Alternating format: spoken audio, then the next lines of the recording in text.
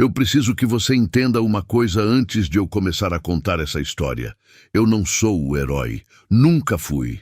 E se você veio até aqui esperando encontrar um homem que errou por acidente, que foi levado pelas circunstâncias, que tinha alguma justificativa razoável para fazer o que fez, eu preciso ser honesto com você desde agora. Não tem justificativa. O que eu fiz foi escolha, calculada, fria. E eu vivi cada consequência dela com a precisão de quem planta veneno e depois estranha quando a terra não dá fruto. Meu nome é Fábio. Tenho 42 anos. Sou CEO de uma empresa de logística que eu construí do zero, com as próprias mãos, durante 15 anos de trabalho, sem fim de semana, sem férias, sem descanso. Aprendi cedo que o mundo respeita quem tem poder, que os olhares mudam quando você chega de carro bom, que as portas se abrem quando o seu nome vale alguma coisa. E eu queria tudo isso com uma intensidade que hoje, quando olho para trás, me assusta. O problema é que eu aprendi a medir tudo pelo que rendia. Negócio, contrato, parceria, pessoa. E foi exatamente com essa mentalidade de planilha que eu olhei para Amanda numa noite de quinta-feira, num jantar corporativo onde ela apareceu de vestido azul marinho, cabelo castanho solto nas costas, sorrindo para uma colega do hospital com aquele sorriso que parecia não precisar de plateia. Ela não estava me olhando, nem percebeu que eu existia. E foi exatamente isso que me fisgou, porque eu estava acostumado a ser notado. Amanda tinha 26 anos, residente de medicina, inteligente de um jeito que incomodava. Não porque ela exibia, mas porque ela simplesmente sabia das coisas e falava com uma calma que deixava qualquer argumento contra ela parecendo infantil. Bonita. Não do tipo que precisa de esforço para ser bonita, do tipo que esquece que é, porque está sempre pensando em outra coisa mais importante. Eu a cortejei por 3 meses. 3 meses de jantares, de flores, de conversas que duravam até as 2 da manhã, porque com ela o silêncio nunca era constrangedor. Ela me desafiava, me contestava, ria de mim quando eu ficava sério demais, e por isso eu precisei dela. Porque ninguém na minha vida tinha coragem de fazer isso. Nos casamos quando ela tinha 28, eu 40. A diferença de idade nunca foi problema. Era a Amanda quem parecia mais madura. O casamento começou bem. Começou com amor, com projeto, com a sensação de que eu tinha finalmente construído algo que não era só sobre dinheiro. Mas aí veio o primeiro problema. Eu não sabia amar sem controlar. Quando Amanda estava no 2º ano da residência, eu comecei a sentir que ela estava ficando grande demais para caber no espaço que eu havia reservado para ela na minha vida. Os plantões atrasavam o jantar. As semanas de estudo intenso esvaziavam as conversas. Ela chegava em casa exausta, cheirando a antisséptico hospitalar, com olheiras que ela tentava esconder e uma determinação nos olhos que eu, idiota que era, interpretei como distância. Então eu disse para ela largar a residência. Não pedi. Disse, com aquela voz de CEO que eu usava para fechar acordo, como se a vida dela fosse uma pauta de reunião que eu precisava resolver antes do almoço. Você não precisa trabalhar. Eu sustento. Fica em casa, cuida da nossa família. E ela, que me amava de verdade, que acreditava que eu tinha um coração escondido atrás de toda aquela casca de poder, ela largou o sonho, a especialização, o futuro que ela tinha construído sozinha antes de me conhecer. Largou para mim. E eu achei que tinha resolvido o problema. Maia nasceu quando Amanda tinha 28 anos. Eu queria um menino. Não tenho vergonha de admitir isso agora, porque a vergonha que sinto é de outro lugar. É de ter olhado para aquela menina recém-nascida com os olhos enormes e escuros que pareciam já querer entender o mundo inteiro e ter sentido decepção. Que tipo de pai sente decepção diante de uma filha? O tipo que mede tudo pelo que rende. O tipo que eu era.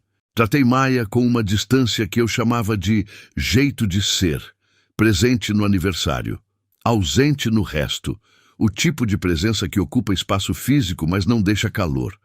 E Amanda compensava. Era mãe e pai ao mesmo tempo, com aquela força silenciosa que eu era cego demais para reconhecer como extraordinária. Cláudia entrou na minha vida 1 ano antes do divórcio, advogada corporativa, 40 anos, sem filhos, sem complicação. Era assim que eu pensava. Sem os plantões noturnos, sem a criança que acordava às 3 da manhã, sem a esposa que estava sempre cansada porque estava sempre dando o máximo dela para 2 vidas ao mesmo tempo. Cláudia era limpa, direta, disponível. E eu, que nunca aprendi a diferença entre conveniência e felicidade, confundi os dois. O caso durou 1 ano, e quando decidi que queria Cláudia oficialmente, tratei o meu casamento como trato qualquer contrato que não serve mais. Encerrei. Amanda tentou conversar. Eu me lembro do dia com uma clareza que me corrói. Ela sentou na mesa da cozinha, aquela mesa de madeira clara que ela tinha escolhido com tanto cuidado quando reformamos a casa, e disse: "Fábio, vamos conversar, pela Maia." A voz dela não tremia. Os olhos, sim. Ela estava me dando uma chance que eu não merecia. Eu disse: "Não tenho que conversar. Eu quero a minha vida de volta. Não a minha vida com ela. A minha vida." Como se ela fosse um desvio. Como se 4 anos de casamento e uma filha fossem apenas um caminho errado que eu precisava corrigir no GPS. No dia do cartório, o sol estava forte demais para uma cena tão feia. Amanda chegou com Maia no colo. 2 aninhos, vestidinho amarelo, aqueles olhos enormes olhando para tudo com a curiosidade de quem ainda acha que o mundo é um lugar seguro. Amanda estava de roupa simples, cabelo preso, sem maquiagem. Bonita do jeito que ela sempre foi, sem precisar tentar. Sentamos do lado oposto da mesa. O oficial preparava os documentos. O papel cheirava a cartório, aquele cheiro específico de tinta e formalidade que mistura com o ar-condicionado velho e fica na memória por razões que você não escolhe. Amanda olhava para a mesa. Maia brincava com o colar da mãe, e eu olhava para o relógio porque tinha uma reunião às 2. No dia do meu divórcio, com a minha filha no colo da mãe, eu estava preocupado com uma reunião. Amanda começou a chorar baixinho. Não era cena, era dor. O tipo de choro que sai sem pedir licença, que você tenta engolir, mas não consegue segurar. Maia olhou para a mãe. Não entendeu. Mas apertou o pescoço dela, daquele jeito instintivo que as crianças têm de proteger quem amam antes mesmo de saber o que é proteção. E então eu disse: "Até hoje não sei exatamente o que me fez escolher aquelas palavras. Impaciência, arrogância, a frieza de quem tratou tanto o ser humano como item de planilha que acabou esquecendo que planilha não chora." Olhei para Amanda, com Maia no colo dela, na frente do oficial do cartório, e disse: "Assina logo. Vocês não são nada para mim. Nunca foram." O silêncio que veio depois foi o tipo que ocupa espaço. O oficial parou de mexer nos papéis. Amanda parou de chorar. Não porque a dor passou, mas porque existe um nível de choque que suspende até o choro. E Maia me olhou. 2 anos. Uma criança de 2 anos que não entendia a palavra nada, que não entendia divórcio, nem traição, nem a crueldade específica de um homem que aprendeu a tratar gente como ativo descartável. Mas os olhos dela me viram, com aquela clareza desconcertante que só as crianças têm, a clareza de quem ainda não aprendeu a fingir que não sentiu. Ela não chorou, não desviou o olhar, apenas me olhou, com os olhos enormes e escuros que eram iguais aos meus e que naquele momento carregavam uma pergunta que ela não tinha palavras para fazer. Uma pergunta que eu levaria anos para conseguir responder. Amanda assinou. Com a mão que ainda tremia, assinou. Pegou a filha, levantou e saiu sem olhar para trás, com a dignidade inteira de quem perdeu tudo e, mesmo assim, não abaixou a cabeça. Eu fiquei sentado. Olhei os papéis assinados. O relógio na parede marcava 1h20. Ainda dava tempo para a reunião. E foi isso. Foi exatamente isso. Eu sentei num cartório, destruí 2 vidas com uma frase de 6 palavras e fui para a reunião. O que eu não sabia, o que eu era arrogante demais para imaginar, é que aquela mulher que eu chamei de nada ia pegar as ruínas do que eu deixei e construir algo tão sólido, tão extraordinário, que um dia eu ia precisar me ajoelhar diante do que ela se tornou. Mas isso ainda estava para acontecer. Eu sei exatamente o que você está pensando agora. Você está pensando, esse homem destruiu tudo e foi para a reunião. E você tem razão. Não tem como suavizar isso. Não tem como colocar num contexto que faça parecer menor do que foi. Eu fui para a reunião, fechei o contrato, voltei para casa que já não tinha Amanda nem Maia. Pedi uma pizza, abri um vinho caro e dormi. Dormi.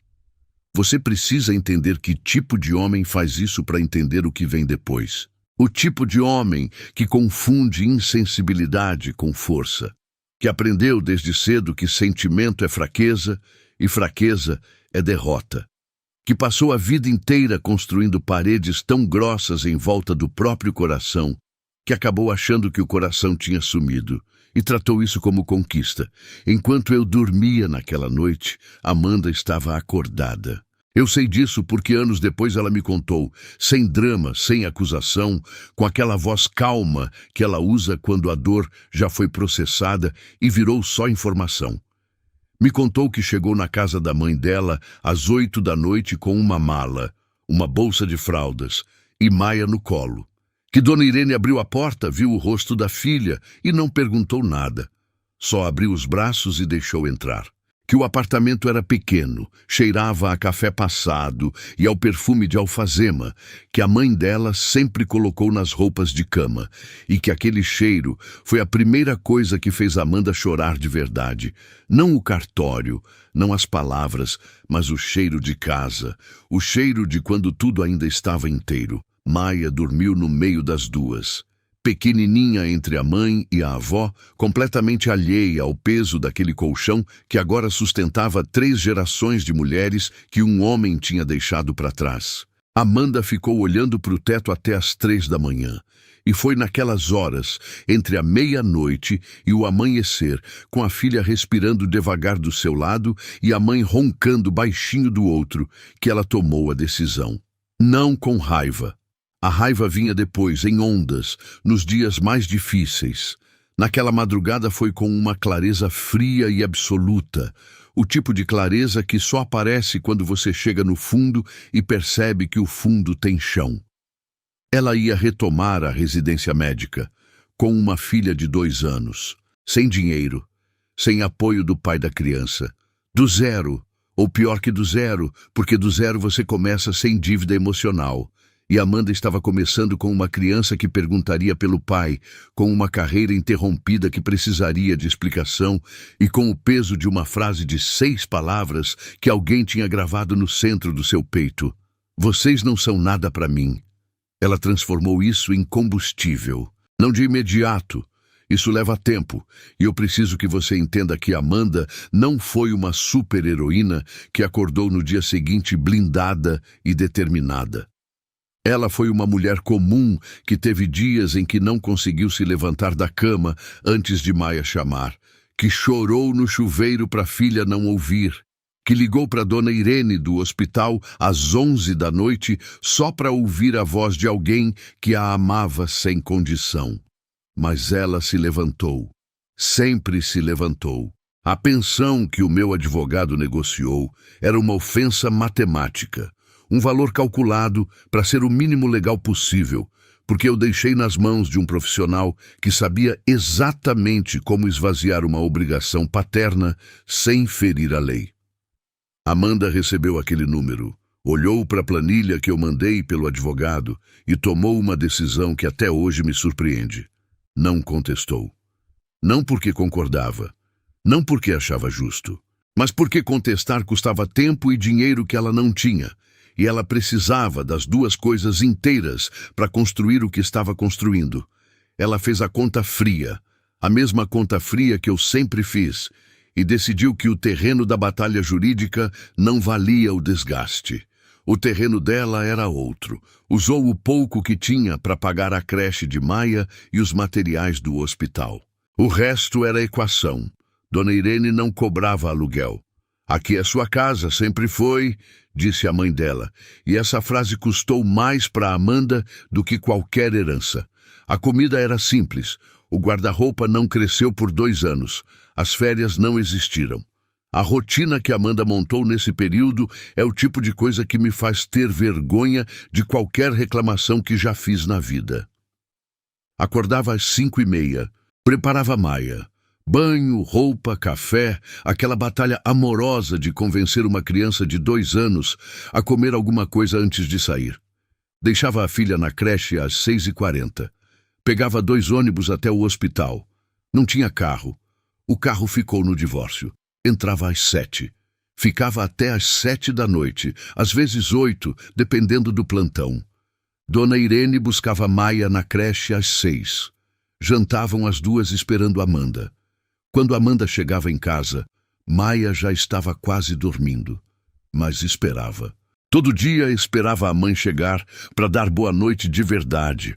Não o boa noite de quem já está caindo de sono, mas o boa noite de quem segurou os olhos abertos, porque precisava sentir o abraço antes de fechar.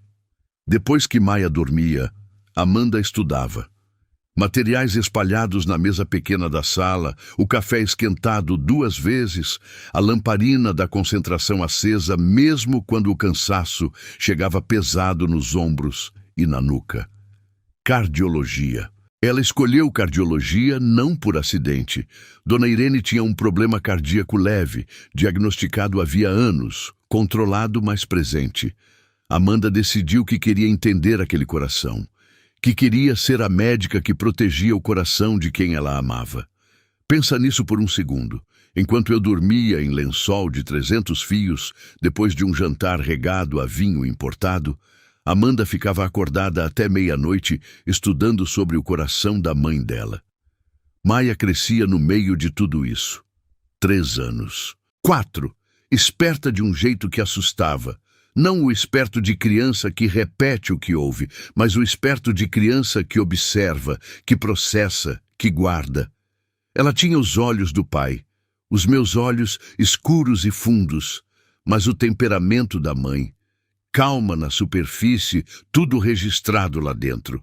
Na escola, quando Maia tinha 4 anos, uma professora fez uma atividade sobre família. Cada criança deveria falar sobre quem morava na sua casa. As outras crianças falaram de pai, mãe, irmão, cachorro. Maia falou: "Eu moro com a minha mãe e a minha vovó." Uma coleguinha perguntou: "E o seu pai?" Maia respondeu, com aquela honestidade brutal que só as crianças têm, porque ainda não aprenderam a proteger ninguém. "Meu pai disse que eu não sou nada dele." A professora ficou em silêncio por um momento, que ela descreveu depois como o segundo mais difícil da minha carreira. Ligou para Amanda naquela tarde, com a voz controlada de profissional que está contendo coisa demais. Contou o que Maia tinha dito. Amanda ficou em silêncio no telefone por alguns segundos. Depois agradeceu, desligou e engoliu aquilo no corredor do hospital entre um paciente e outro, sozinha, de pé, com a mão espalmada na parede fria de azulejo branco. Naquela noite, depois do jantar, depois que Dona Irene foi para a TV e o apartamento ficou mais quieto, Amanda sentou no chão da sala com Maia. Não na cadeira, no chão, no nível da filha, olho no olho. E disse: "Filha, o que o seu pai disse estava errado. Você é tudo, tudo do mundo inteiro. Você é a coisa mais importante que existe para mim e para o vovô que você nunca conheceu e para a vovó Irene que te ama mais do que consegue dizer. O que o seu pai disse não é verdade. Nunca foi. E um dia ele vai entender isso, mas até lá pode saber, eu sou o seu tudo. Todo dia, tá bom?" Maia olhou para a mãe com aqueles olhos que guardam tudo. Ficou quieta uns segundos, aquela quietude de criança que está processando mais do que parece. Depois abraçou Amanda pelo pescoço, com aquela força desproporcional que as crianças pequenas têm, e disse: "Tá bom, mamãe." 2 anos depois, quando eu soube dessa cena, quando Amanda me contou, de passagem, sem drama, como quem menciona o tempo que fez numa tarde qualquer, eu fiquei num silêncio que durou tempo demais. Porque eu tinha estado tão ocupado reconstruindo a vida que eu não percebi em nenhum momento que a vida que eu tinha jogado fora estava sendo reconstruída também. Com menos dinheiro, com mais dificuldade, com noites mal dormidas e 2 ônibus, e café requentado e chão de sala. Mas com uma solidez que o meu dinheiro todo não conseguia comprar. Eu não estava lá para ver Maia crescer. Não estava lá quando ela aprendeu a ler, quando perdeu o primeiro dente, quando teve febre às 2 da manhã e Amanda ficou sentada na cama dela com a mão na testa a noite toda. Não estava lá quando Dona Irene teve uma crise cardíaca leve e Amanda precisou ser filha e médica ao mesmo tempo, segurando a mão da mãe no hospital, enquanto por dentro aplicava tudo que tinha estudado naquelas madrugadas de café requentado. Eu não estava em lugar nenhum que importava.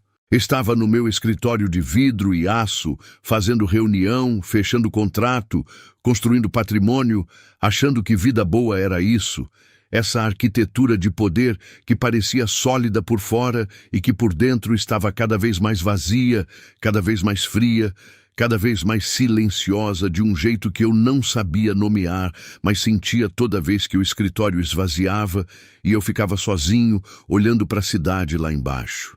Amanda não sabia que eu sentia isso. E ainda bem que não sabia, porque eu não merecia nem a satisfação de ser compreendido naquele momento. Ela estava ocupada demais salvando os 2 corações que eu tinha tentado parar. 3 anos. Você sabe o que acontece em 3 anos? Acontece tudo. Acontece uma vida inteira se a pessoa decidir que vai viver de verdade em vez de só passar o tempo esperando as coisas melhorarem sozinhas. 3 anos para mim foram 3 anos de reuniões, de contratos, de crescimento de empresa, de casamento com Cláudia, num evento elegante, com 200 convidados, onde eu estava presente no corpo e ausente em tudo que importava. 3 anos de construir mais do mesmo com material diferente.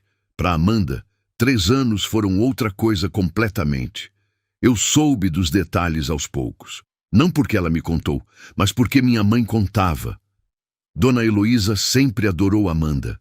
Desde o primeiro jantar que trouxe para casa, minha mãe me puxou de lado na cozinha e disse baixinho: "Essa menina tem substância, Fábio, não deixe escapar."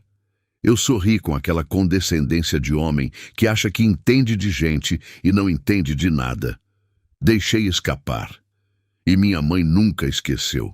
Quando mandei Amanda embora, minha mãe me olhou de um jeito que não tinha raiva.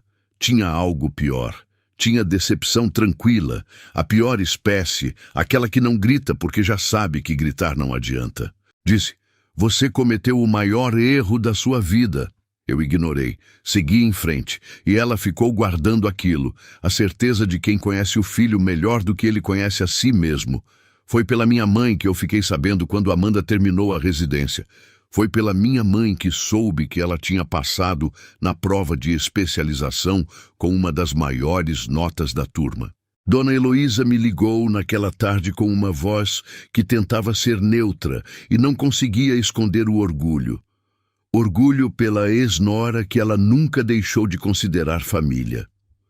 "Sua ex-esposa é cardiologista agora, Fábio, especializada em cardiopatias raras do envelhecimento, publicou pesquisa, está num hospital de referência." Pausa. Tudo isso com a Maia pequena, tudo isso sozinha. Eu ouvi. Disse: "Que bom!" e desliguei o telefone. Que bom! Como se fosse notícia de conhecida distante. Como se não fosse a mulher que eu tinha mandado embora com uma criança de 2 anos, e a frase mais cruel que já pronunciei na vida. Que bom! Duas palavras ocas que eu usei para tapar o buraco onde deveria estar alguma coisa parecida com consciência. Amanda tinha 33 anos, Maia tinha 5. E a vida que Amanda tinha construído do zero, com 2 ônibus e madrugada de estudo e chão de sala, tinha chegado num lugar que eu, com toda a minha estrutura e todo o meu dinheiro, nunca teria conseguido sozinho. Porque o que ela construiu não era só uma carreira, era uma identidade, era a versão dela que existia antes de eu aparecer e convencer que ela precisava de mim para ser inteira. Só que maior, mais sólida, mais enraizada. No hospital onde trabalhava, Amanda era o tipo de profissional que as instituições exibem com orgulho. Os colegas diziam que ela tinha aquela combinação rara de competência técnica e presença humana. Sabia o que estava fazendo e sabia como fazer a pessoa na maca sentir que estava em boas mãos. Liderava sua equipe sem precisar elevar a voz.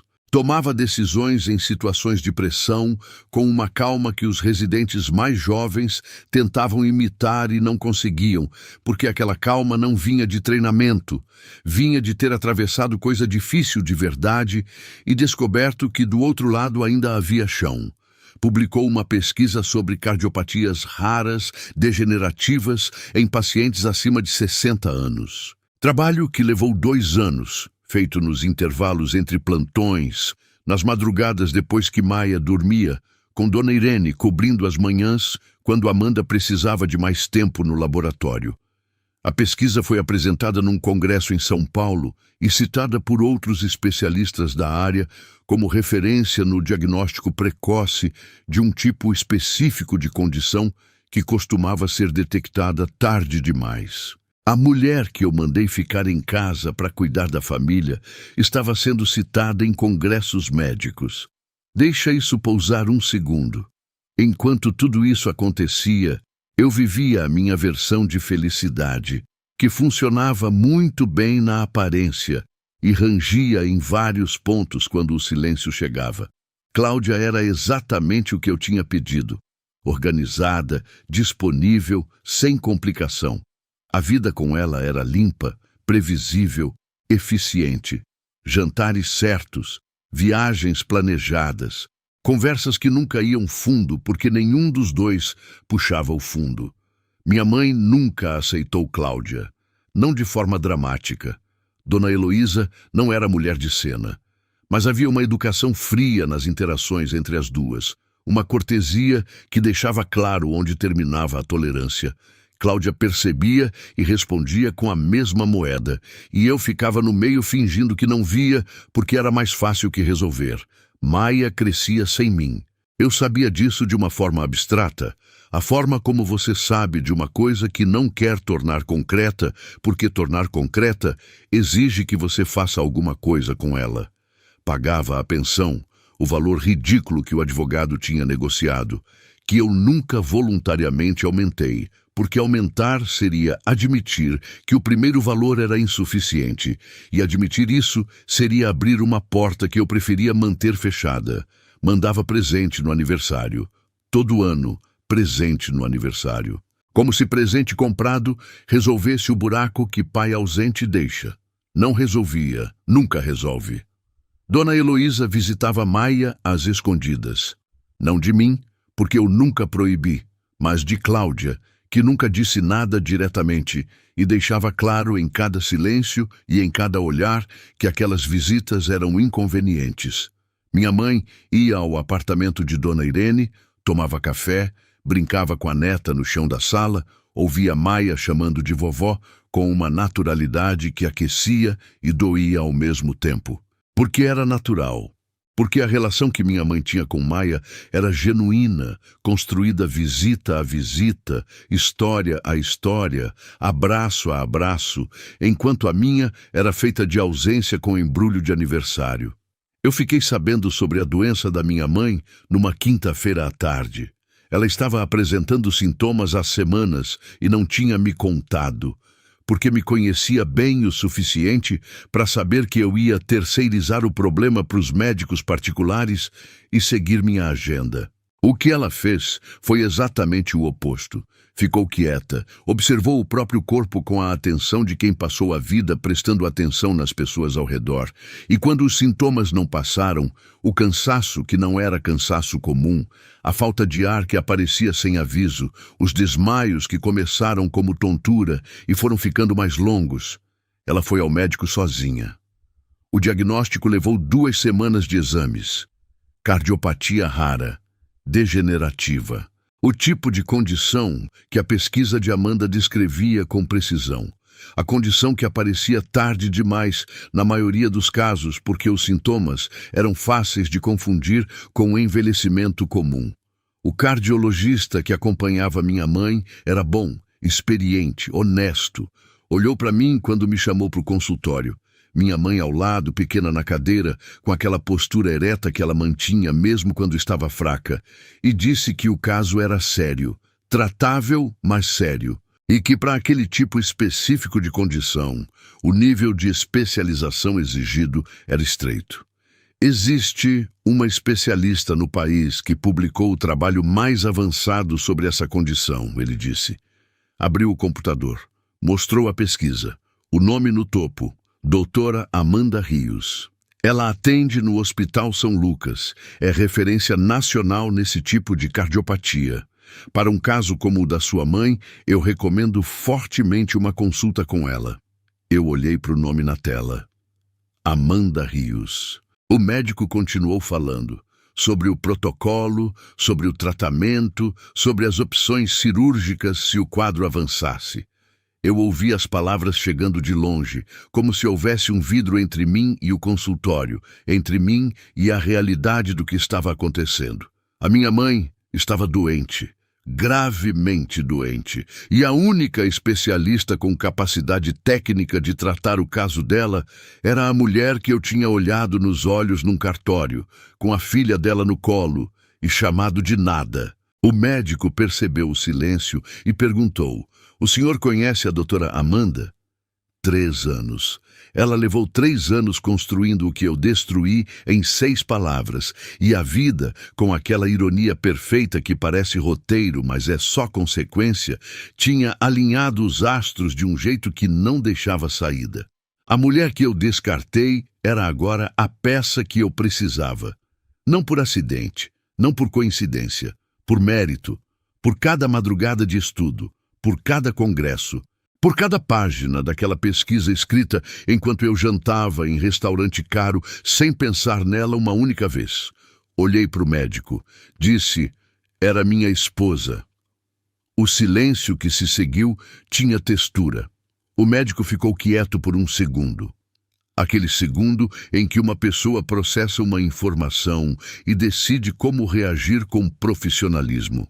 Depois disse, com a neutralidade de quem entende que não é seu lugar julgar: "A decisão é sua, mas se fosse minha mãe, eu não hesitaria." Eu saí do consultório com a minha mãe do lado, o sol de fim de tarde batendo na calçada do hospital, o barulho da cidade continuando sem se importar com o que tinha acabado de acontecer lá dentro. Dona Heloísa andava devagar agora. Não tinha notado quando ela tinha começado a andar devagar. Ela pegou meu braço, não porque precisava de apoio físico, mas do jeito que mãe pega o braço do filho quando quer dizer alguma coisa sem palavras. Andamos até o carro em silêncio. Quando eu abri a porta para ela entrar, ela parou. Me olhou com aqueles olhos que me conhecem desde antes de eu saber quem eu era, e disse com uma voz que não tinha raiva nem vitória. Tinha só a verdade nua de quem não tem mais tempo para rodeio. "Eu te disse que era o maior erro da sua vida."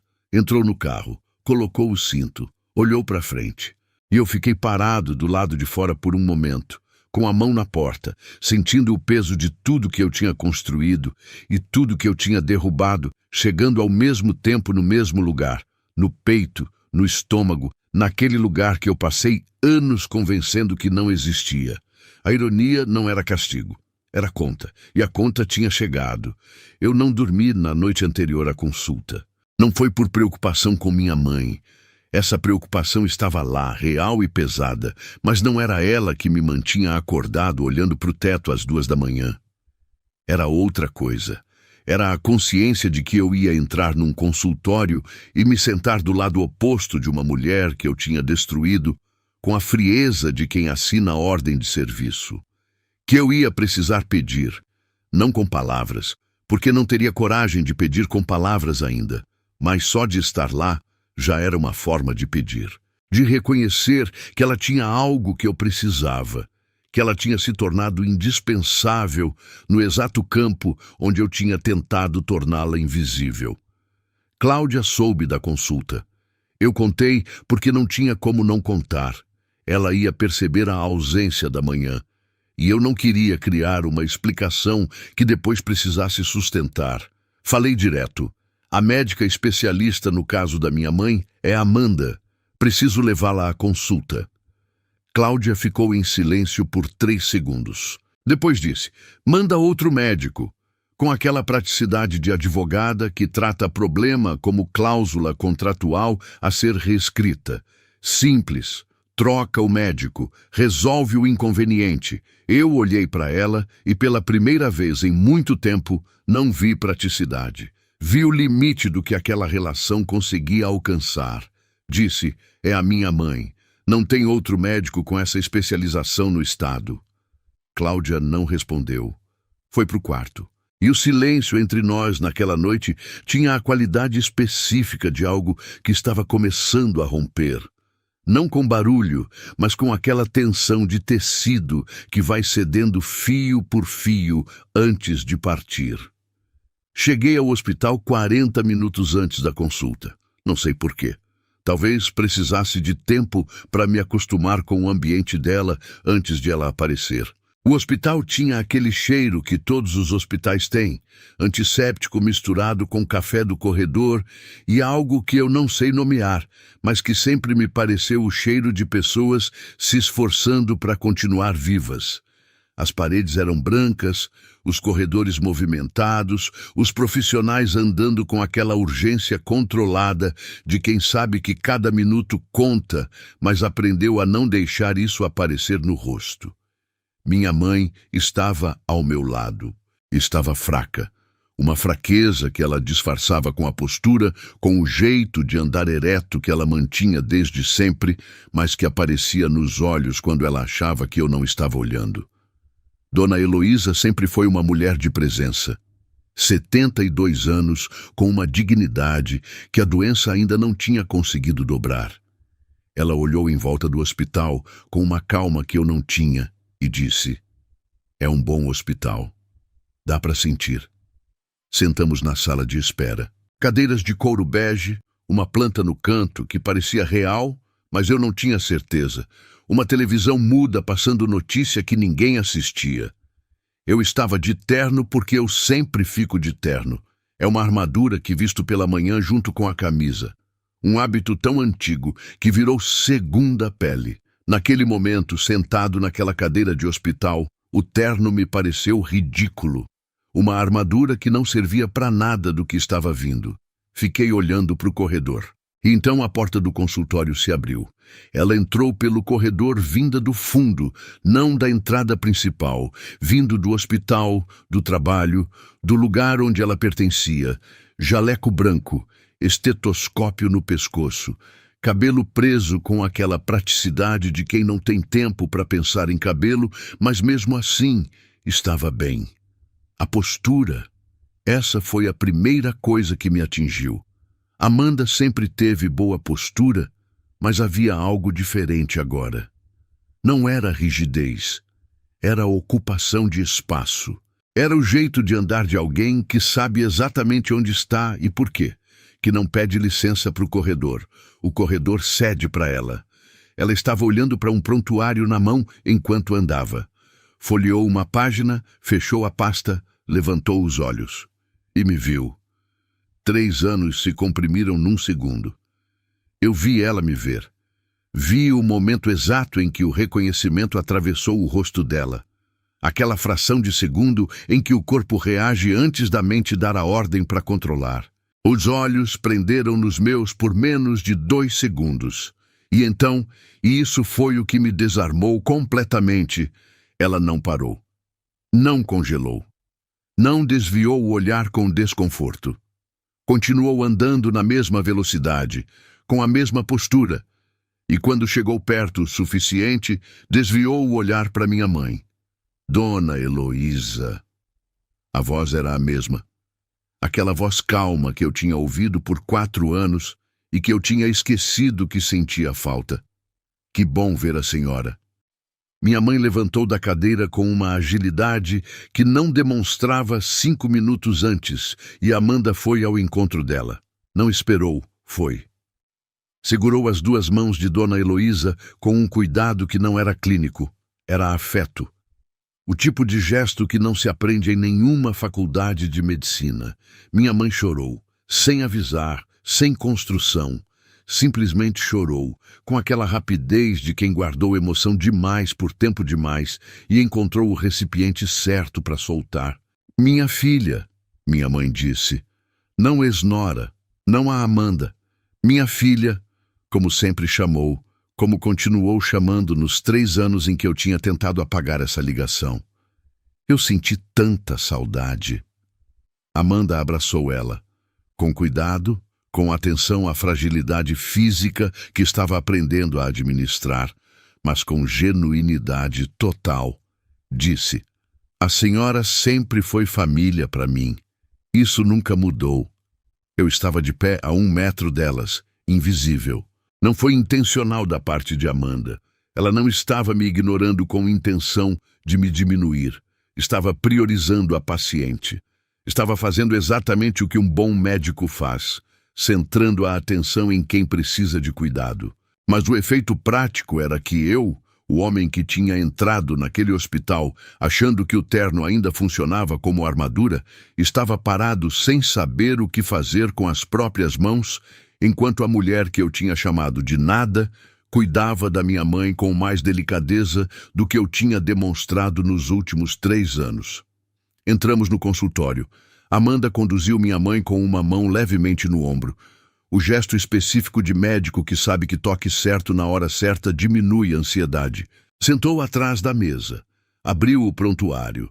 Começou a examinar os exames com aquela concentração que bloqueia o ambiente. Olhos nos laudos, mente processando, mundo externo suspenso. Eu me sentei na cadeira de acompanhante, que é exatamente o que eu era ali. Acompanhante. Observei Amanda trabalhar. E foi naquele momento, naquela sala pequena de consultório, com cheiro de papel e luz branca de teto, que eu entendi de verdade o que tinha acontecido nos 3 anos que eu tinha passado sem prestar atenção. Não de forma abstrata, como quando minha mãe me ligava com novidades e eu ouvia de longe. De forma concreta, visível, irrefutável. A mulher na cadeira do outro lado da mesa não era a Amanda que eu tinha deixado no cartório. Era o que a Amanda do cartório tinha se tornado quando eu saí do caminho e parei de ocupar o espaço que era dela. Ela fez perguntas à minha mãe com uma precisão que eu só reconhecia em profissionais muito bons.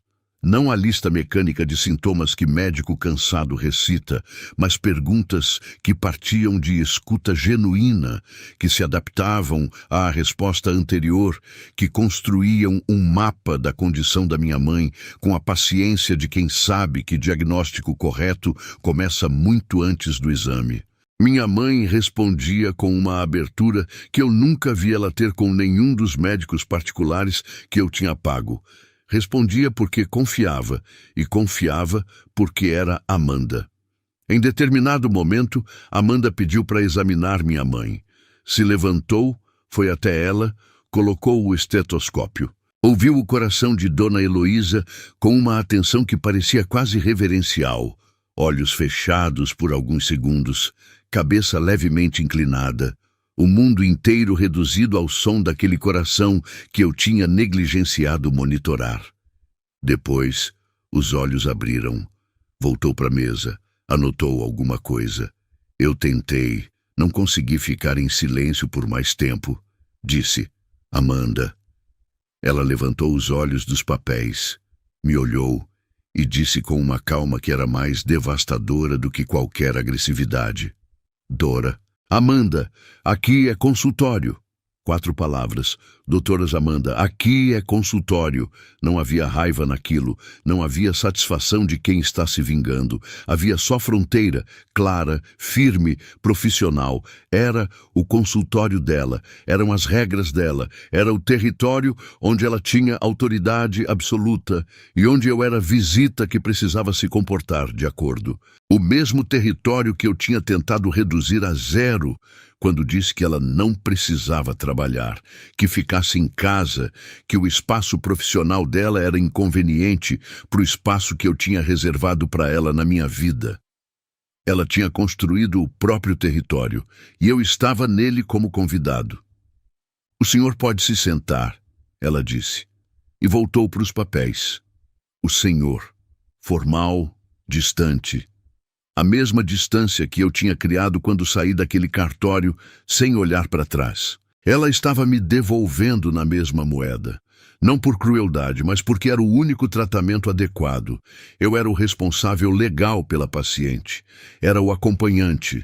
Era o senhor. Não era Fábio. Não era o homem que ela tinha amado. Esse homem tinha abdicado desse lugar e Amanda tinha cuidado de preencher o vazio com outras coisas.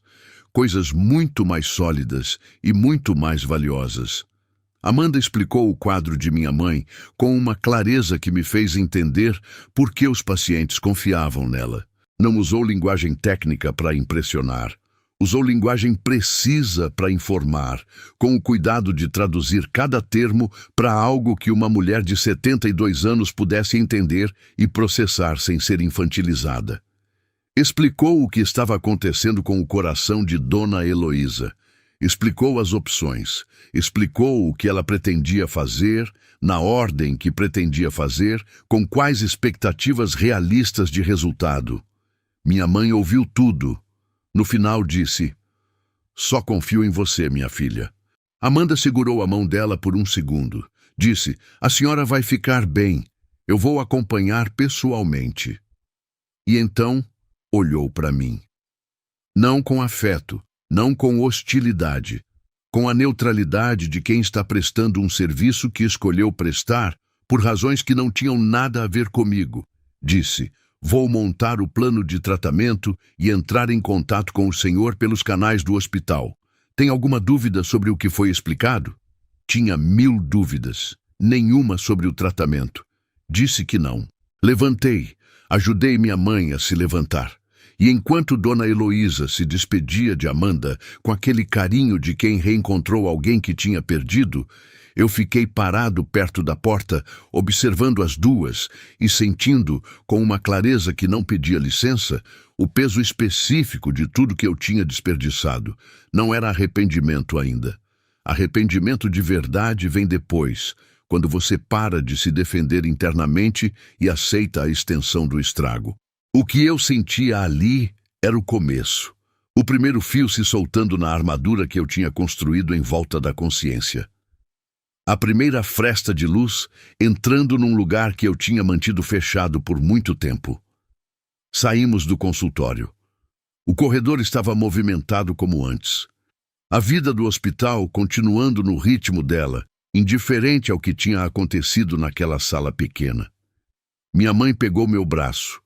Não de fraqueza física dessa vez, de algo que ela não precisou colocar em palavras. Andamos em silêncio até o elevador. As portas abriram, entramos. As portas fecharam e no espelho do elevador eu me vi, terno impecável, postura de CEO, tudo no lugar. E pela primeira vez em muito tempo não reconheci o homem que estava olhando de volta. Eu sempre achei que o pior tipo de dor era a que você vê chegando. Aquela dor que você tenta preparar, que você racionaliza antes de acontecer, que você ensaia encarar com dignidade. Acontece que eu estava errado. O pior tipo de dor não avisa. Não vem de adulto, não vem de confronto. Vem de uma criança de 5 anos que olha para o seu pai, que deveria ser a pessoa mais segura do mundo. E não corre. Mas eu ainda não havia chegado nesse momento. Ainda estava no período em que eu me convencia de que estava administrando a situação, que era possível separar o tratamento da minha mãe de tudo o mais, que eu podia entrar naquele hospital, acompanhar as consultas, observar Amanda trabalhar e sair do outro lado sem que nada mudasse dentro de mim, que eu tinha controle. Eu nunca tive controle de nada que importava de verdade. O tratamento de Dona Heloísa começou na semana seguinte ao primeiro encontro no consultório. Amanda tinha montado um protocolo detalhado: medicação, acompanhamento semanal, exames de controle em datas específicas, ajustes conforme resposta do organismo. Cada etapa explicada com a mesma clareza da primeira consulta, cada decisão justificada, cada risco mapeado com honestidade, que não tentava suavizar a realidade, mas também não a tornava maior do que era. O tipo de medicina que minha mãe merecia e que eu nunca teria encontrado nos médicos que eu contratava pela reputação do consultório e não pela qualidade da escuta. Eu ia a todas as consultas. Digo isso sem orgulho, porque a razão inicial não era presença, era controle. Queria entender o quadro, ter as informações, ser o responsável que toma as decisões, o CEO administrando mais um problema. Mas uma coisa estranha começou a acontecer nas primeiras semanas. Eu parava de olhar para o prontuário e começava a olhar para Amanda.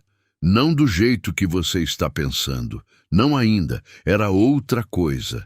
Era observação. Aquela atenção involuntária que você presta a algo que não consegue entender completamente e que, por isso, não consegue ignorar. Eu a via liderando a equipe dela com uma autoridade que não precisava de volume. Vi ela discordar de um colega sênior sobre uma dosagem com argumentos tão precisos e calmos que o colega cedeu sem se sentir diminuído, porque ela não estava tentando vencer, estava tentando acertar. Vi ela parar no meio do corredor para ouvir um residente inseguro e dar a orientação com a paciência de quem tem tempo mesmo quando não tem. A mulher que eu disse que não precisava trabalhar estava salvando vidas toda quinta-feira de manhã enquanto eu assistia da cadeira de acompanhante. Numa das consultas, minha mãe estava mais animada do que nas semanas anteriores. O tratamento começava a mostrar resposta positiva, a falta de ar tinha diminuído, o cansaço estava mais administrável. Amanda examinava com atenção, anotava, perguntava. E então minha mãe, com aquela naturalidade de quem não vê fronteira entre os assuntos, porque o coração não organiza as coisas em compartimentos, disse: Amanda, e a Maia, como ela está? O nome pousou no consultório com um peso que só eu senti. Amanda levantou os olhos dos papéis e sorriu. Não o sorriso profissional que ela usava comigo, mas um sorriso real, desses que mudam a textura do rosto inteiro. Disse: Está linda, está grande, esperta demais, Dona Heloísa. Você não imagina.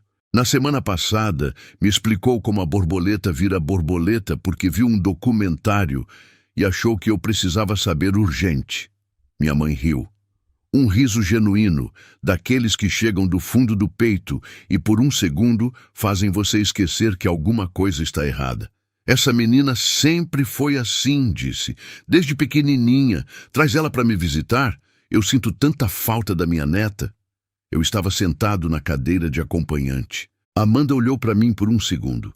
Não perguntando permissão, eu percebi isso claramente. Era uma verificação, uma avaliação rápida de como eu ia reagir. Depois, olhou de volta para minha mãe e disse: Trago sim, Dona Heloísa, essa semana. Não perguntou o que eu achava, não esperou minha aprovação, porque a relação entre minha mãe e Maia não precisava passar por mim. Eu tinha abdicado do papel de mediador quando abdicado do papel de pai.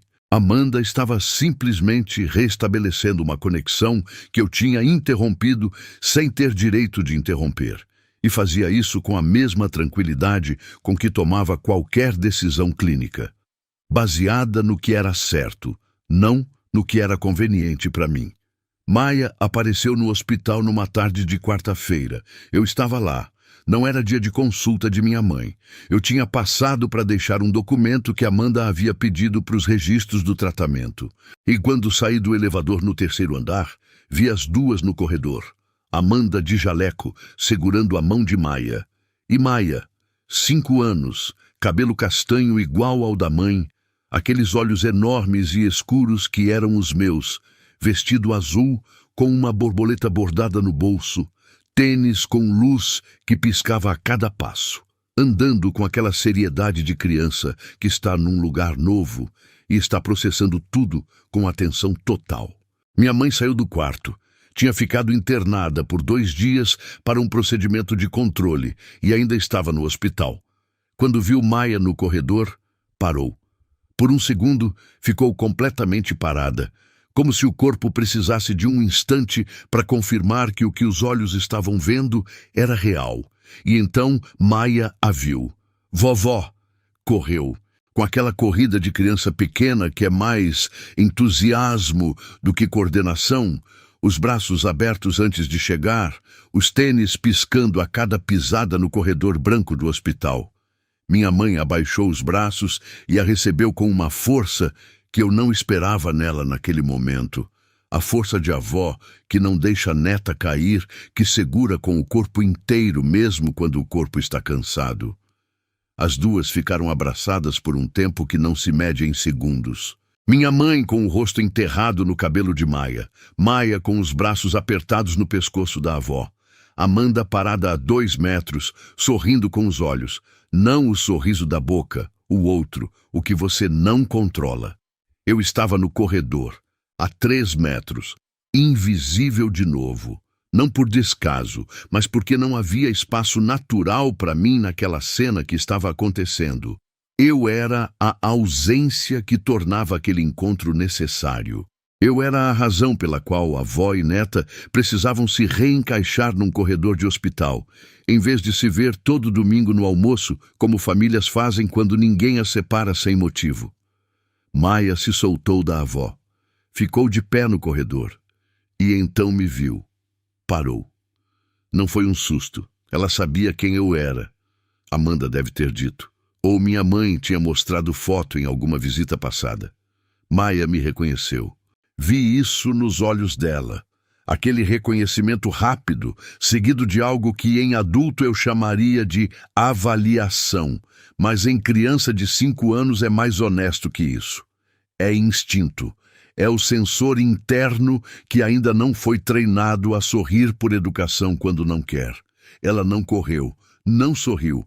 Ficou parada, os tênis com luz quietos agora, olhando para mim com aqueles olhos que eram meus, mas que carregavam algo que eu nunca tive. A clareza de quem não aprendeu a fingir. Disse, "Oi, Maia." Silêncio por 2 segundos. Ela olhou para Amanda, rápido, discreto, o olhar de criança que busca referência na pessoa segura antes de responder ao desconhecido. Amanda não disse nada, não fez gesto, não interferiu. Deixou Maia decidir. Maia me olhou de volta, disse oi. Um oi, 3 letras, pronunciadas com a neutralidade específica de quem não tem hostilidade, não tem afeto, não tem expectativa. O oi que você diz para alguém que não é estranho, mas também não é seu. O oi de quem está sendo educado porque aprenderam que é certo, mas que não tem calor, porque calor não se fabrica sem história. Aquele oi de 5 anos pesou mais do que qualquer sentença que qualquer juiz poderia ter me dado.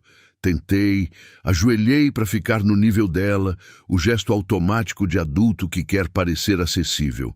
Disse, oi, Maia, você cresceu muito. A frase saiu errada. Eu sabia enquanto falava. É a frase de tio distante, de conhecido de passagem, de alguém que não esteve lá. Maia me olhou por um segundo. Depois disse, eu sei. E virou para a avó. Vovó, você tá melhor? A mamãe disse que você estava com o coração cansado. Minha mãe riu suave. Estou bem, meu amor. A sua mamãe tá cuidando direitinho. Ela é boa médica, Maia disse, com uma convicção de criança que acredita no que diz porque tem prova. Ela me ensinou onde fica o coração. Colocou a mão no lado esquerdo do peito com uma seriedade que me partiu em 3. Fica aqui e bate assim. Fechou a mão e abriu ritmicamente. Todo dia, sem parar. Amanda estava olhando para a filha com aquele amor que não precisa de palavra. O amor que existe no ângulo do olhar, na leveza do sorriso, no jeito do corpo relaxar completamente quando a pessoa que você mais ama está no mesmo espaço. Eu estava ajoelhado no corredor de hospital, olhando para uma filha que eu não conhecia. Não no sentido legal, no sentido real. Eu não sabia o que ela gostava de comer. Não sabia qual era o pesadelo que a acordava de madrugada. Não sabia o nome da melhor amiga na escola. Não sabia se ela tinha medo do escuro ou se dormia com a janela aberta. Não sabia nada que um pai deveria saber, porque um pai deveria ter estado lá enquanto essas coisas se formavam. Eu estava ajoelhado diante de uma estranha que tinha os meus olhos e que tinha aprendido a localizar o coração no próprio peito, porque a mãe dela é médica e não porque o pai dela esteve presente para ensinar qualquer coisa. Naquela noite, Cláudia me perguntou como tinha sido. Eu disse, foi bem, e não contei sobre o oi. Não porque estava escondendo, porque não tinha palavras para descrever o que um oi de criança pode fazer com um homem adulto quando esse homem finalmente para de se defender o suficiente para sentir o impacto real. Cláudia ficou quieta por um momento. Depois disse, com aquela precisão de advogada que identifica a ameaça antes de ela se nomear: sua ex está cuidando da sua mãe e agora a filha também aparece. Isso está ficando conveniente demais. Eu sei o que ela estava sentindo. Não era ciúme do tipo que você sente de alguém que deseja. Era o ciúme de quem percebe que está competindo com algo que não tem como vencer. Não com Amanda como mulher, com o que Amanda representava. O peso de uma história real, de uma filha em comum, de uma sogra que nunca aceitou a substituição, de 3 anos de ausência que estavam cobrando juros compostos em cada corredor de hospital. Disse, é a minha mãe que está doente, e a Amanda é a única médica. A Amanda é a sua ex, Cláudia cortou, e você está deixando ela entrar de volta. Fiquei em silêncio, não porque não tinha resposta, porque a resposta certa era uma que eu ainda não estava pronto para dar em voz alta. Que Amanda não estava entrando de volta em lugar nenhum, porque nunca tinha saído de onde importava. Que o problema não era ela. Que o problema nunca tinha sido ela. Cláudia foi para o quarto. Fechou a porta com o cuidado de quem está com raiva, mas foi bem criada demais para bater. Eu fiquei sentado na sala, sozinho, com o apartamento em silêncio ao redor, e o oi de Maia ainda ecoando num lugar do peito que eu tinha jurado que estava vazio. Não estava vazio, nunca tinha estado. Eu só tinha feito muito esforço para não ouvir o que ele tinha a dizer. Existe um momento específico na vida de um homem que passou anos acreditando que força é não sentir. Um momento em que o universo decide que chega, que a conta vai ser cobrada. Não com estrondo, não com drama, mas com a precisão cirúrgica de quem sabe exatamente onde apertar para fazer doer de verdade. O meu momento foi numa segunda-feira de manhã, numa sala de espera de hospital, sozinho numa cadeira de couro bege, esperando saber se minha mãe ia sobreviver a uma cirurgia sendo conduzida pela mulher que eu tinha chamado de nada. Mas eu preciso contar como chegamos até ali. O quadro de Dona Heloísa tinha estabilizado nas primeiras semanas de tratamento, a medicação respondendo, os exames mostrando melhora discreta, mas consistente, Amanda ajustando o protocolo com aquela atenção de quem lê o organismo como texto e entende cada vírgula. Minha mãe estava mais animada. As visitas de Maia tinham se tornado regulares. Toda semana, sem falta, Amanda trazia a filha para ver a avó, e minha mãe florescia visivelmente a cada visita. Era como se o amor daquela menina fosse uma medicação que nenhuma farmácia fabricava, mas que funcionava melhor que qualquer coisa na prescrição. Eu acompanhei cada consulta. Fui me acostumando com o território de Amanda, os corredores do hospital, a equipe que a cumprimentava com um respeito que ela nunca precisava pedir, o ritmo específico daquele lugar onde ela claramente pertencia. Fui me acostumando e fui entendendo, consulta a consulta, que o que eu estava sentindo não era só culpa. Era reconhecimento tardio. Era a percepção dolorosa de que eu tinha tido ao meu lado algo extraordinário e tinha tratado como ordinário porque era mais fácil diminuir do que crescer o suficiente para merecer. Então veio a piora. Numa terça-feira, minha mãe acordou sem conseguir respirar direito. A falta de ar que tinha diminuído com o tratamento voltou.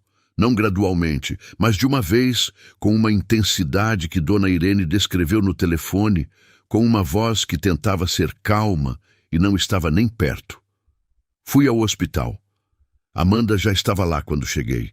Tinha sido avisada pela equipe de plantão, tinha vindo antes do horário, estava com o prontuário de minha mãe na mão quando eu entrei no quarto. Examinou Dona Heloísa com aquela concentração total que bloqueava tudo ao redor. Depois saiu do quarto comigo no corredor e disse com a voz direta de quem respeita a inteligência do interlocutor o suficiente para não enrolar.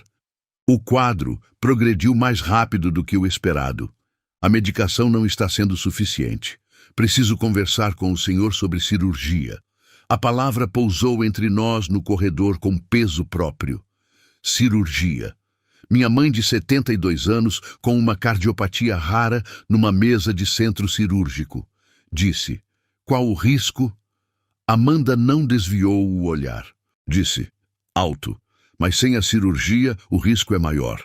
O coração dela não aguenta o ritmo de progressão por muito mais tempo sem intervenção direta. Eu prefiro operar agora, enquanto ela ainda tem reserva física, do que esperar e operar em emergência. A lógica era impecável, a honestidade era brutal, e era exatamente o que eu precisava ouvir, não a versão suavizada que médico dá para familiar que parece frágil, mas a versão real que se dá para adulto que precisa tomar decisão consciente. Amanda me tratava como adulto capaz mesmo depois de tudo. Não sei se isso era profissionalismo ou generosidade. Provavelmente os dois. Autorizei a cirurgia. Na noite anterior ao procedimento, fui visitar minha mãe no quarto do hospital. Ela estava deitada, menor do que eu lembrava. A doença faz isso, encolhe as pessoas que você está acostumado a ver grandes. Mas os olhos eram os mesmos. Aqueles olhos que me conheciam desde antes de eu me conhecer, que tinham me visto errar tantas vezes e nunca tinham desistido de acreditar que havia algo recuperável dentro de mim. Sentei na cadeira ao lado da cama. Ficamos um tempo sem falar. O silêncio do tipo que não precisa ser preenchido porque já está cheio de coisa importante. Depois minha mãe disse, olhando para o teto, "Você sabe que eu tenho medo, né?" Pausa. Não de morrer. Tenho 72 anos, já vivi o que tinha que viver. Tenho medo de ir embora com as coisas erradas ainda erradas. Segurei a mão dela. Ela continuou. A Amanda vai me cuidar bem. Isso eu sei. Mas você, Fábio, você precisa se cuidar também. Por dentro, que é onde você mais negligenciou. Não respondi. Porque ela tinha razão e a gente não responde quando a verdade é grande demais para caber em frase. Na manhã da cirurgia, cheguei às 6h30. Amanda estava no corredor do centro cirúrgico às 7h menos 10, de roupa cirúrgica, touca, a máscara ainda no queixo. Parecia diferente sem o jaleco. Mais humana, se isso faz sentido. Menos a doutora Amanda, mais a pessoa que a doutora Amanda carregava por baixo. Cumprimentou minha mãe com aquela calma que não era ausência de emoção. Era presença de preparo. Antes de entrar no centro cirúrgico, minha mãe segurou a mão de Amanda. Olhou para ela com aqueles olhos de quem tem 72 anos e aprendeu que tem momentos em que é preciso dizer o que importa, porque talvez não haja outra chance. Disse: minha filha, se eu não voltar dessa mesa, cuida da Maia e perdoa o meu filho. Pausa. Ele é burro, mas o coração dele existe. Tá escondido, mas existe. Amanda segurou a mão da minha mãe com as duas mãos. Não deixou o queixo tremer. Disse com uma firmeza que não era desafio à realidade. Era promessa à pessoa que amava. A senhora vai voltar e vai ver a Maia crescer. Isso eu garanto com o que sei fazer. Minha mãe entrou no centro cirúrgico. A porta fechou e eu fiquei sozinho na sala de espera. 4 horas. Eu nunca tinha entendido o que 4 horas significam quando você está esperando do lado de fora de uma porta fechada com alguém que você ama do outro lado. O tempo muda de textura. Fica espesso, resistente, como se cada minuto precisasse ser empurrado com força para passar. Eu andei, sentei, levantei, olhei o celular sem ver nada na tela. Tomei um café que não tinha gosto. Andei de novo. Cláudia não veio.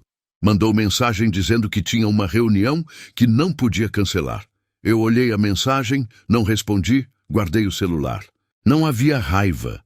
Havia só o reconhecimento quieto de que uma pessoa que não aparece quando você está sentado sozinho, esperando saber se a sua mãe vai sobreviver, não é a pessoa que deveria estar ao seu lado.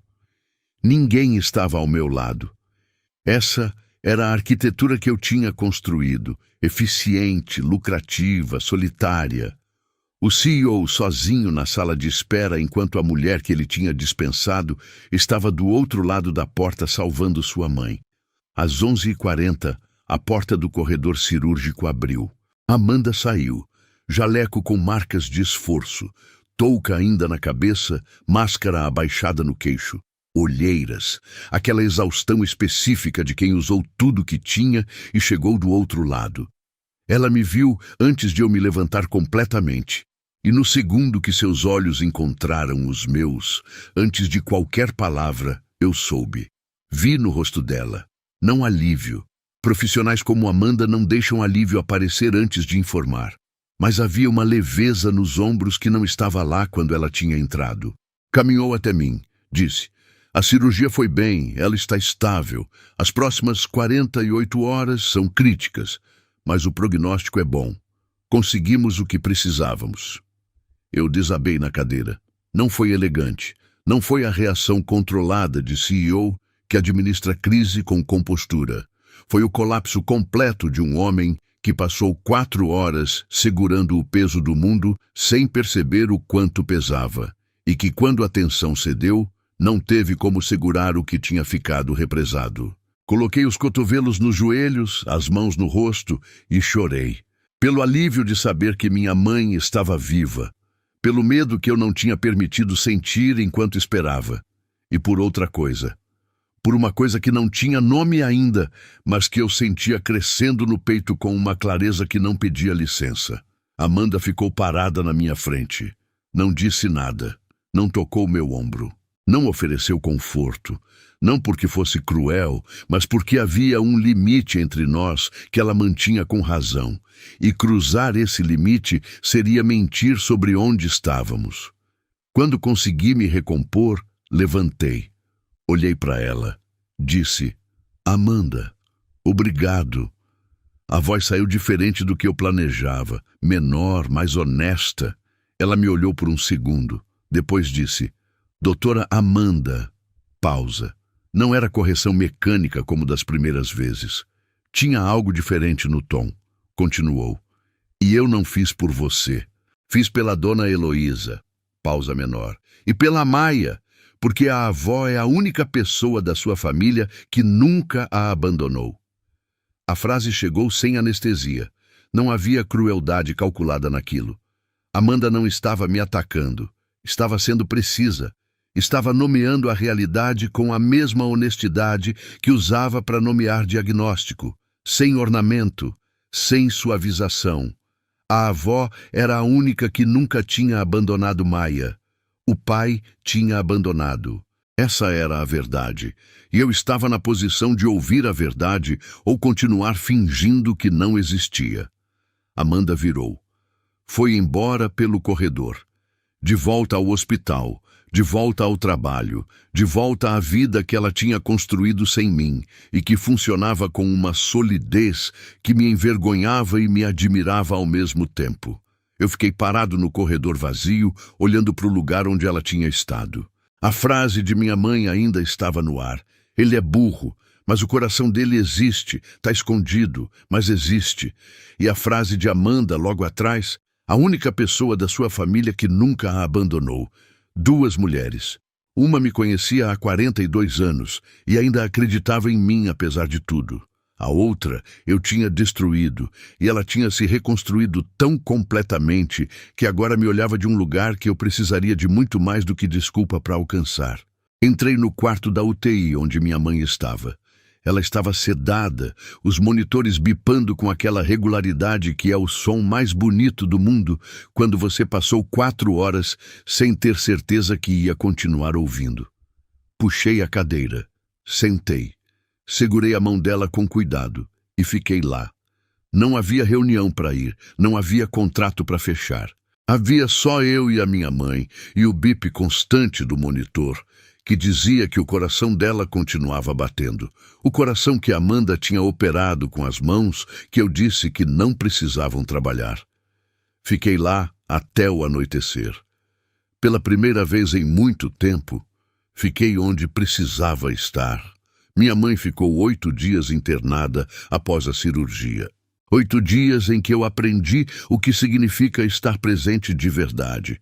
Não o presente de corpo que aparece e olha o celular, mas o presente de atenção, de escuta, de mão, segurando mão sem pressa de ir embora. Fui todos os dias, ficava horas. Conversávamos sobre coisas que nunca tínhamos conversado, sobre meu pai, que morreu quando eu tinha 17 anos e cuja ausência eu nunca processei direito. Sobre a empresa que eu tinha construído para provar alguma coisa para um homem que não estava mais aqui para ver. Sobre Amanda, sobre Maia, sobre o tamanho do buraco que eu tinha cavado e a distância entre onde eu estava e onde eu precisava chegar. Minha mãe ouvia. Às vezes dizia alguma coisa, às vezes ficava em silêncio. O silêncio dela sempre foi mais eloquente do que o discurso de muita gente. Amanda aparecia todo dia também. Não só como médica, como pessoa que se importava com Dona Heloísa de verdade, que entrava no quarto e perguntava como ela tinha dormido, que ajustava o travesseiro com aquela atenção de quem nota detalhes que outros passam, que ficava 5 minutos além do necessário simplesmente porque minha mãe gostava da companhia. Eu estava lá na maioria dessas visitas. Aprendia a ficar em silêncio. Aprendia a observar sem precisar controlar o que observava. Maia continuou visitando. Toda semana, sem falta, e minha mãe, que ia ficando mais forte a cada dia, florescia de um jeito visível a cada vez que aquela menina entrava no quarto. Eram as 2 no canto da cama, Maia mostrando o desenho que tinha feito em casa, especialmente para levar, minha mãe guardando cada um como se fossem documentos importantes. E eram, do tipo que importa de verdade. Eu observava de longe, sempre de longe. Cláudia deu o ultimato numa quinta-feira à noite, 10 dias depois da cirurgia. Chegou em casa com aquela compostura de quem ensaiou o que vai dizer. A postura ereta, a voz controlada, as palavras escolhidas com o cuidado de advogada que sabe que o que fala em momento de conflito pode ser usado depois. Disse: ou você corta o contato com a Amanda e com a menina, ou eu saio. Olhei para ela, sem raiva, sem drama, com aquela clareza que às vezes só aparece quando você passou dias suficientes num quarto de hospital ao lado de alguém que você quase perdeu e que te ensinou só pela existência o que é prioridade de verdade. Disse: a Amanda é a médica da minha mãe. A Maia é minha filha. Se você não aceita isso, a porta está aberta. Cláudia ficou me olhando por alguns segundos. Eu via o cálculo acontecendo por trás dos olhos. Não cálculo emocional, mas estratégico, o tipo que ela aplicava em qualquer problema. E então, ela deve ter chegado à conclusão que eu já havia chegado antes dela, que o que existia entre nós nunca tinha sido sólido o suficiente para sobreviver a qualquer coisa que exigisse profundidade real. Era uma construção bonita por fora e rasa por dentro, e ambos havíamos concordado tacitamente em não testar a fundação porque sabíamos o que íamos encontrar. Ela foi buscar as coisas sem cena, sem portada, sem choro, sem o drama que eu meio que esperava e que não veio porque Cláudia era antes de tudo uma profissional. Até no fim das coisas. Saiu com uma mala naquela noite, disse que buscaria o resto no fim de semana. Fechou a porta. Eu fiquei no apartamento sozinho, com o silêncio e a clareza estranha de quem acaba de perder algo que já era vazio antes de terminar. Minha mãe recebeu alta no 10º dia. Voltou para a casa dela com orientações detalhadas de Amanda, com medicação organizada, com consultas de acompanhamento marcadas. Eu contratei uma cuidadora para ficar com ela durante o dia, não para me substituir, mas para complementar. Eu passava toda a tarde lá, todo dia.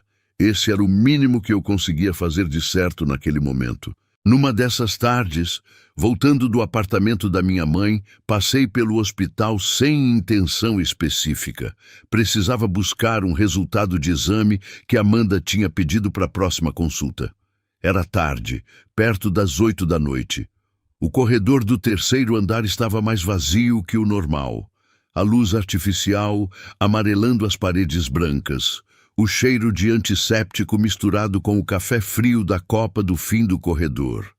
Vi Amanda saindo de um quarto, jaleco amassado de fim de plantão, cabelo que tinha começado o dia preso e estava se soltando em mechas cansadas. Aquelas olheiras que eu tinha aprendido a reconhecer como o preço que ela pagava por cada dia que dava tudo o que tinha. Ela estava olhando para baixo, folheando algum papel, e não me viu logo. Quando levantou os olhos e me encontrou no corredor, parou. Não com susto. Com a avaliação rápida que ela sempre fazia antes de decidir como reagir a mim. Eu disse, Amanda, eu preciso falar com você. Não como paciente, como pessoa. Ela ficou me olhando por um segundo. Depois disse, fala. Só isso. Sem convidar para sentar, sem criar conforto para o que vinha. Fala. Direta, aberta, sem armadilha, mas também sem facilitar. Eu respirei e falei. Há 3 anos eu sentei num cartório e disse que você e a Maia não eram nada para mim. Pausa.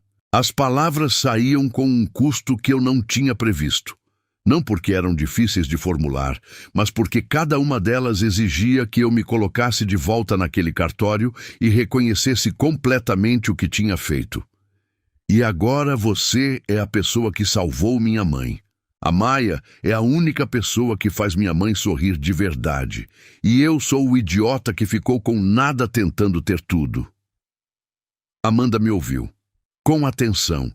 Com aquela imobilidade dela que não é frieza. É presença total. Sem interromper. Sem cruzar os braços. Sem fechar o rosto. Quando terminei, ficou em silêncio por alguns segundos. E então disse... Eu não preciso da sua epifania, Fábio.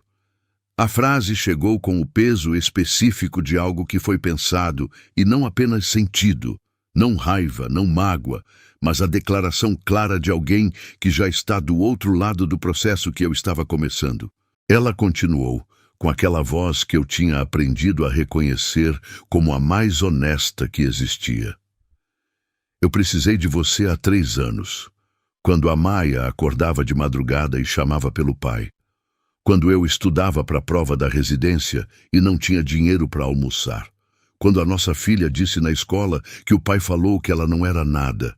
Ali eu precisei de você.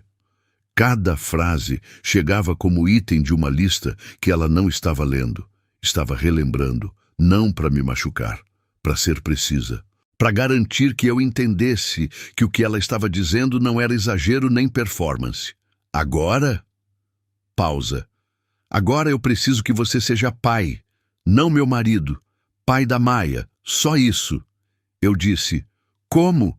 E ela respondeu com a coisa mais direta e mais generosa que alguém poderia me dizer naquele momento. Pergunta para ela, não para mim. Eu já respondi tudo o que tinha para responder. Ficou me olhando por um segundo.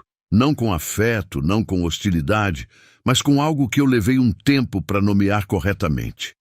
Era respeito. O tipo que se dá a alguém que finalmente chegou num lugar que deveria ter chegado antes, sem romantizar a chegada tardia, mas também sem negar que chegar ainda valia alguma coisa. Depois virou. Foi embora pelo corredor, de jaleco amassado e cabelo se soltando, exausta de um plantão inteiro, indo embora sem olhar para trás, porque ela tinha aprendido a não olhar para trás em cartório, e esse aprendizado não some. Eu fiquei parado no corredor vazio por um tempo que não sei medir. Pergunta para ela, simples, impossível.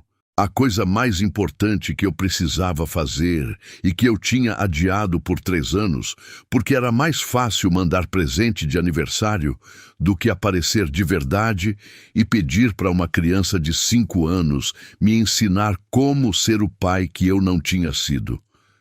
Mas era a hora.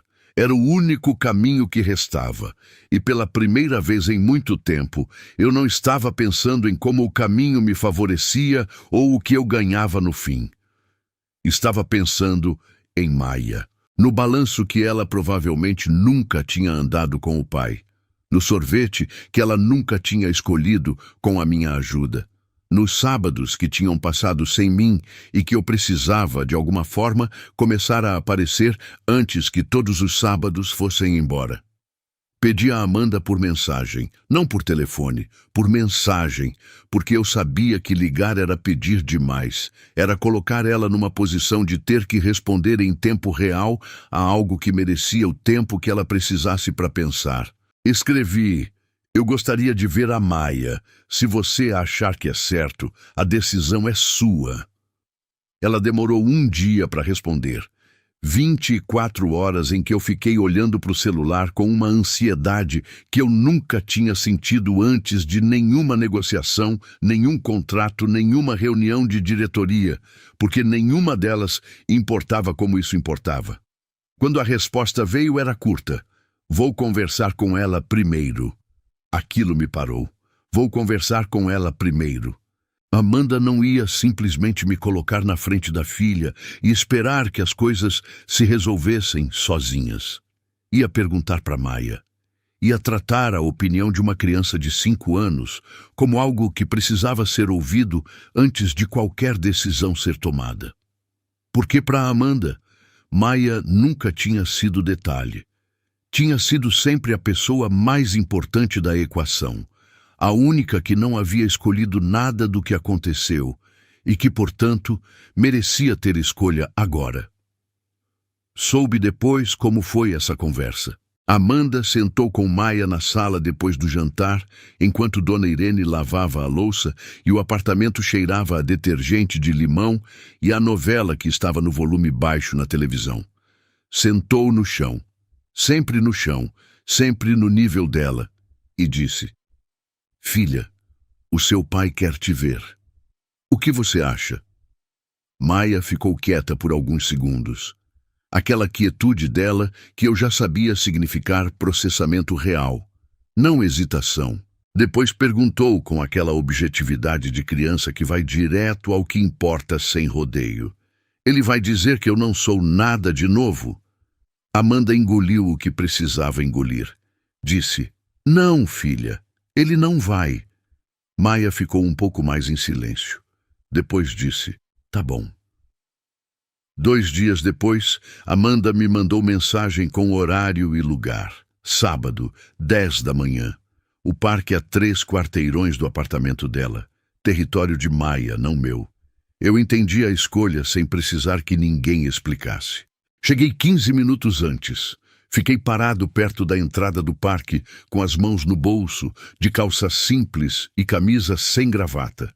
Tinha pensado nisso na noite anterior, no que vestir, e tinha percebido que a resposta era nada que parecesse esforço de impressionar, Nada que fosse armadura, só roupa de pai que vai ao parque, se é que eu tinha direito a esse nome ainda.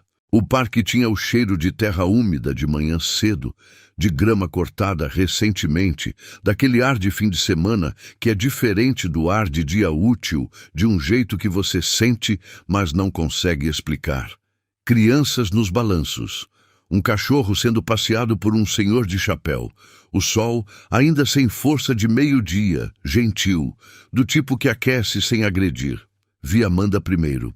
Vinha pelo caminho de pedra segurando a mão de Maia. E Maia estava olhando para o chão, contando os quadrados do piso com aquela concentração de criança que transforma tudo em jogo. Vestido verde. Tênis branco sem a luz dessa vez. O modelo mais simples. O cabelo castanho preso num rabo de cavalo que estava levemente torto, daquele jeito que acontece quando criança tenta fazer sozinha ou quando mãe fez com pressa. Amanda me viu. Não sorriu, não acenou, só encontrou meu olhar por um segundo, com aquela neutralidade dela que eu tinha aprendido a não interpretar como frieza, mas como respeito. Respeito pela seriedade do momento. Respeito por Maia, que merecia que os adultos ao redor dela se comportassem como adultos. Maia levantou os olhos do chão quando chegaram perto. Me viu. Parou de contar os quadrados. Ficou me olhando com aqueles olhos que eram os meus e que carregavam uma cautela que eu tinha colocado lá sem querer. A cautela de criança que aprendeu que esse homem específico pode decepcionar e que, portanto, não vai entregar entusiasmo antes de ter prova de que vale a pena. Amanda soltou a mão dela suavemente, não a empurrou na minha direção, só soltou, deixando Maia livre para decidir o que fazer com a própria presença. Eu me ajoelhei. Não foi pensado. Foi o corpo fazendo o que o corpo sabia que era certo antes da cabeça organizar as palavras.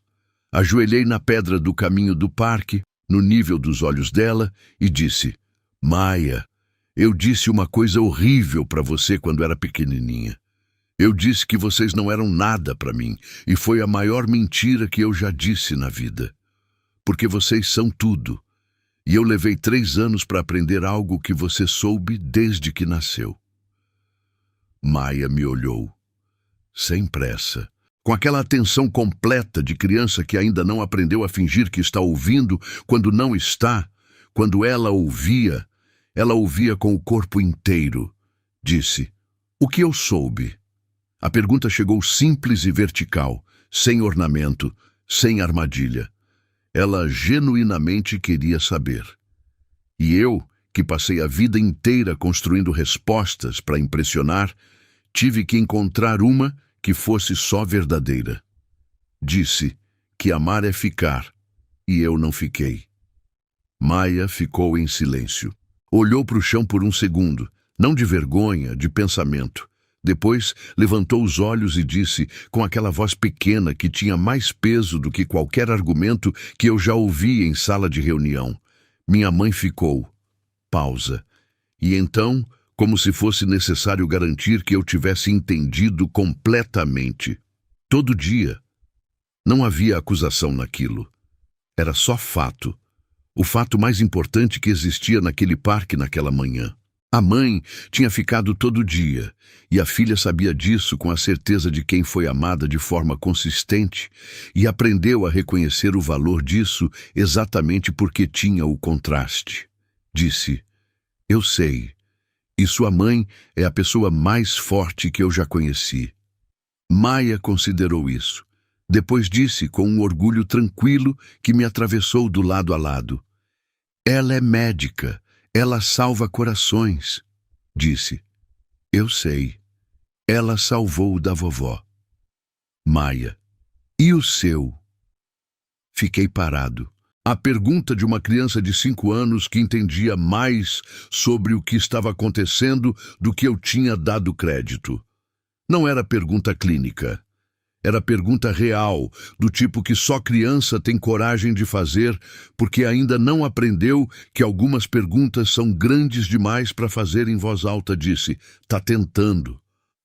Maia ficou me olhando por um longo segundo. E então fez algo que eu não esperava. Não um abraço, não um sorriso largo, não o perdão cinematográfico que eu talvez inconscientemente tivesse esperado. Ela estendeu a mão, pequena, firme, com a seriedade de criança que está fazendo um acordo e sabe o peso do que está propondo. Disse, tá bom, mas todo sábado. Segurei aquela mão, com um cuidado que eu nunca tinha tido com nada que fechei na vida. Nenhum contrato, nenhum aperto de mão de negócio, nenhuma assinatura de acordo. Segurei a mão da minha filha no parque numa manhã de sábado e senti o peso específico de algo real começando, pequeno e sólido, construído sobre o único material que dura: presença. Os sábados viraram rotina. Parque, balanço, sorvete que ela escolhia com uma seriedade de especialista. Sempre analisava todas as opções antes de decidir, e eu aprendi a não apressar esse processo porque era um dos primeiros lugares onde ela me deixava participar de algo dela.